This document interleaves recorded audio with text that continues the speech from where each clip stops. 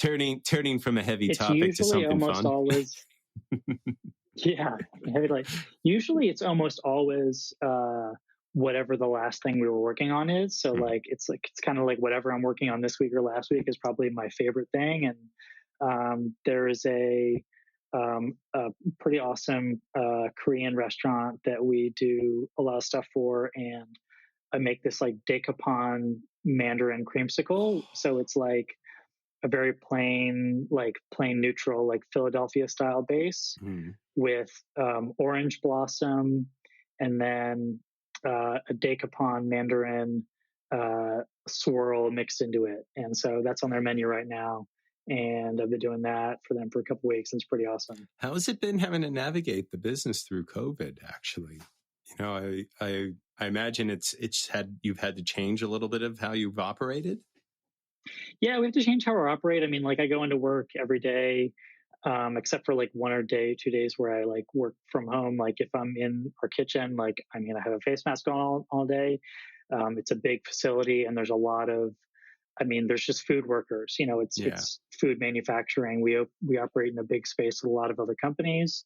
I would say that I feel very lucky in that I work in a place where everybody's pretty much on the same page. Like everybody who's coming in is mostly probably being responsible in other areas of their life, and you know, wearing face coverings and respecting the needs of others. And that is very nice that I don't have to go into work and there has to be a big push and pull over that, because it's really tough. Like whatever everybody's doing with COVID, they think I'm doing the right thing and you're doing the wrong thing. And I certainly feel how I feel about it. You know, like I want people we'll get a little righteous to be wearing masks. Yeah, everybody's going to get a little bit righteous. I'm very happy that like everybody in our workplace is pretty much on the same page.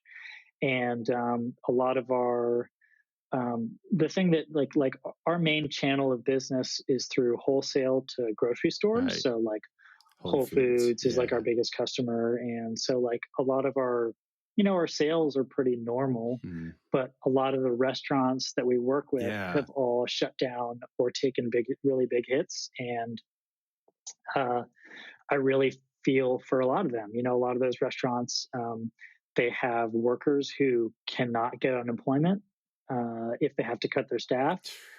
That's just the situation in the United States right now.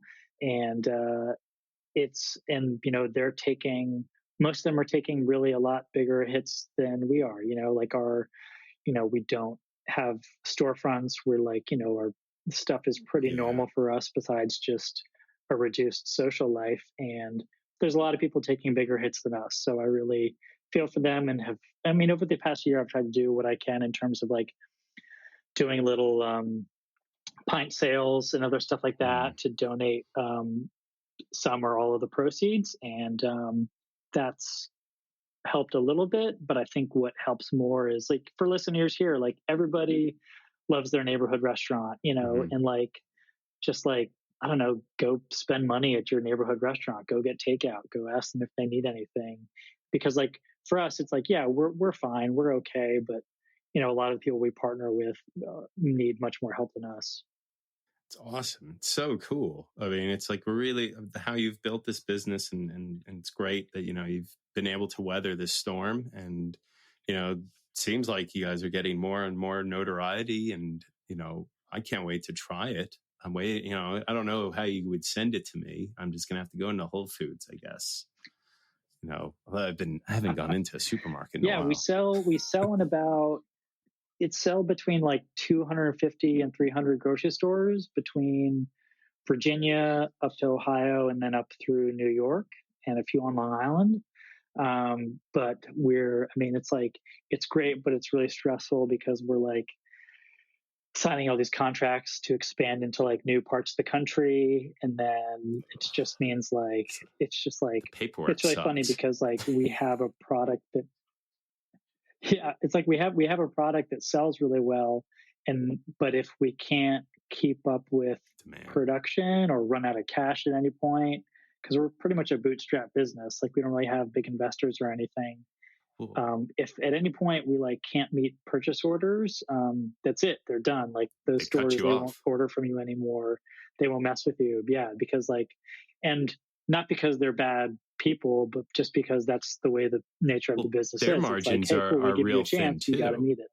Yeah, and their margins are real thin, and Yeah, they're giving you space, and they make money off space on the shelves. Like some people pay to have their stuff placed in those supermarkets. Like I sell to Kroger and Meyer, and I've just started, and it's like, holy crap, it's a lot, and you can also be putting yourself out of money for almost like a half a year sometimes, because you have to wait a while to get paid. It's definitely not you have to have a lot of cash up front sometimes to help supply those bigger stores as you grow. yeah. For us, it's like, I mean, we'll have like the highest point in the year, we'll have like $20,000 or $30,000 worth of inventory just like floating out Mm-hmm. that we're really waiting to get paid on, which sounds like a lot, but if we start expanding into other parts of the country, then we'll be like waiting on $100,000, $200,000, which is like a great problem to have, Yeah. but it's pretty stressful. More money, more problems. You have to then expand, and you got to do all these things, and then you're getting farther away from the thing you really enjoy. Sometimes that's the only thing with growth. It's like you can find other things to enjoy with the growth, but sometimes you're like, oh, sometimes I just wish I could still be like having the simpler part of the job. I guess it's always a fine balancing act. I don't know. I mean, I do.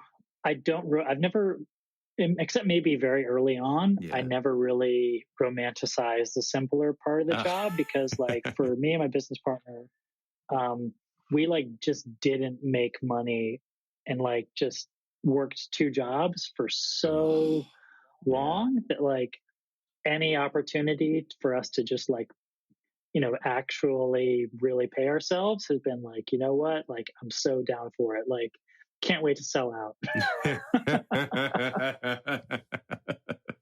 How do you fit your surfing in now, by the way? With all of So this, it's really funny, like I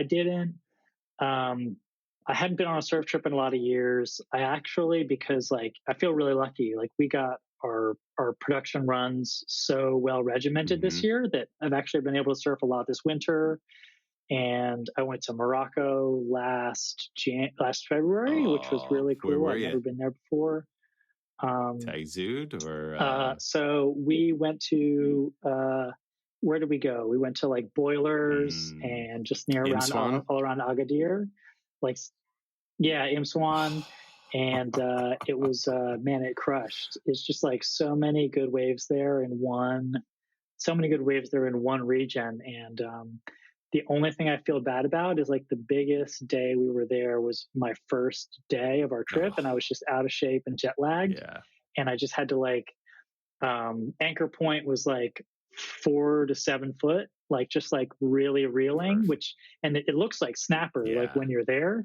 And I just had to get like trashed for 3 hours and maybe I think I got one wave. Well, the crowd too. Must have been a bit of a crowd too, like, right?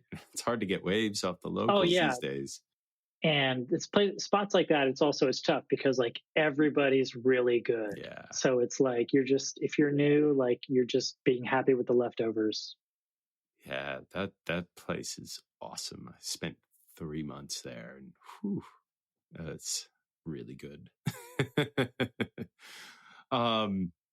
So what are you riding these days then? Do you know the guys from Brother Surfcraft? Because they operate kind of in your neck of the woods, I believe, like kind of Maryland, kind of Delaware area. I don't. I've got like 2 go-to boards right now. I had a lost V2 rocket that I snapped. It was like a 6'1" V2. And then, just because like don't get in the water quite as much as I love, I'm on like a 6'2" quiver killer. And then I picked up about a year or 2 ago the guy who used to run Token, who moved to Chris. I think he moved to the Netherlands. Yeah, Chris. He was closing his shop, and I picked up a 6'1" Token rounded pintail that the volume's a little small for me because I'm like 6'3", 190, 200 pounds. But in the summer, it rides really good. I took it to Morocco, got really good waves. And then I have a longboard. I don't get to ride too much, but like every winter, it feels like, oh man, like, is this the winter that I'm going to have to ride like a mid length and I'm just too out of shape? And like, I've been able to push it off year after year, but I feel like sometimes in the next like 2-3 years, like I'm just going to have to just ride a mid length all winter. Let me give you a recommendation. So what I have is a longfish. I have a Josh Hall longfish, twin keel. But I would recommend for some people quad, but a longfish is like the one board quiver. You can ride it in knee high surf. You can ride it in double overhead surf. I've gotten insanely pitted on this thing. I've had really good turns. It doesn't, you're turning, you're trying to aspire to Devin Howard maybe and not Felipe Toledo, but but aspiring to Devin Howard is pretty freaking good. Airs. I'm like, and the longfish I'm is just so happy fast. For like a really good cutback. Yeah, longfish, my man. It's like that for me is like joy. Just if you get a Josh Hall one, they like trim like crazy nice, and it's a good everything board, especially in the winter. Like I got a 6'4" and a 6'8". You don't need to go, and I'm 6'3". I'm 240. Maybe a little less now, but yeah, like I would say that would be a good board for winter, especially even a 6'4" fish, 6'4" twin keel. Fucking, you can ride that in anything. That would be my recommendation. I'm a few years older than you. I've put on a bit more pounds, but I'm your height, so I can give you some recommendations. Yeah, trust. So I'm going to give you and all our listeners $1 million idea that I've had for years for your ice cream. You need to make cones for it. All right. So I had come up with this idea and I even named it. I took out a website, called it Connoisseur, and it was all flavored waffle cones. I did Liège waffle cones. So I took the batter from like, the thick ones with the sugar pearls in it. But then I started making other flavors. So I made like chocolate and chili flavor, and it goes really nice. You could pair it with different ice creams and have them as accents. So I did a margarita cone, and I reduced down margarita mix to syrup, mixed it into the batter. Then when I rolled the cone, I rolled the cone's head into honey and then margarita salt, and then a beautiful like kind of sorbet or something in there.